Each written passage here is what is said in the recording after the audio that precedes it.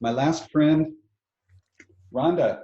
So Rhonda's an agile coach with the Hartford in Connecticut. Rhonda, I'm dying to hear how you've changed your life as a member of cohort 2.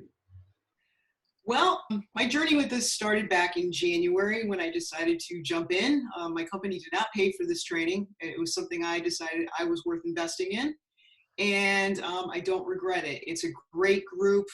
You're literally going through this with an international group of cohorts and learning more about your intention and awareness.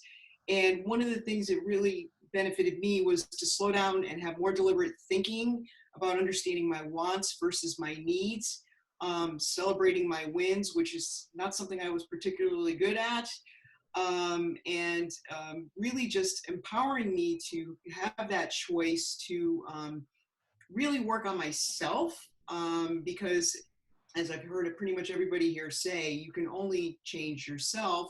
And I realized in going through some of these classes, and there's a lot to get out of the Q&A. I cannot emphasize that enough. Going through the lessons and the work is one thing. It's not super prescriptive. There are certain things you can do on your own. It's not a DIY though. The Q&A sessions I thought were just, I came out of it with some great takeaway that I could literally apply that day. And once I found myself doing that, I realized that sometimes what I thought were my wants were actually more needs, and needs were actually more wants. So that gave me more awareness to actually have some good goals in my life. As Christopher knows, I did miss a week of immersion because I was in Australia just as COVID hit on vacation.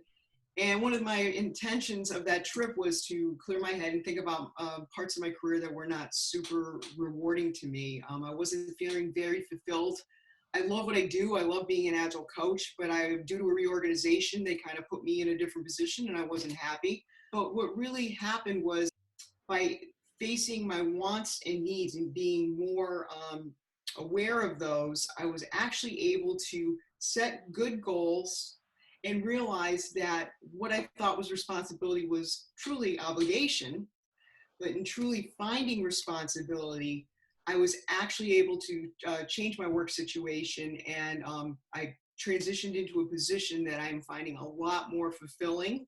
And I really didn't expect that, especially coming back to working from home and just all the chaos at work. But I really realized that I had some good goals. I changed the way I was thinking about some of the things I was doing. I wasn't blaming others for not being receptive to certain things. And it just propelled me literally in a matter of 6 weeks into a role that I am more satisfied with.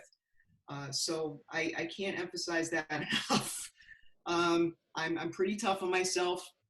And I heard, again, some great things from those Q&A calls, that good books to read that weren't part of the immersion class itself, some good exercises to do, some things to put in your toolkit to not only help you personally, but professionally. And I went into this thinking it would just help me professionally. And what I found was I confronted something that was really holding me back personally. And I don't really want to get into all of that right now, but just glad I did it. I saw Christopher the first time in a Forever Remote Summit, I think 3 years ago, no beard.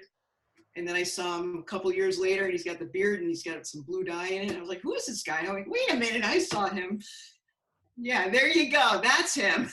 That's how he looked the first time I saw him. So, and really some great colleagues. Well, I can't say we've had a ton of time doing any virtual Zoom happy hours or anything, but Suhas I found just to be inspirational. Some things I've heard Joe talk about, just, I don't know, just great group. And you get all kinds of flavors and all kinds of input, and it's up to you what you want to do with it. Thank you, Rhonda. I appreciate you.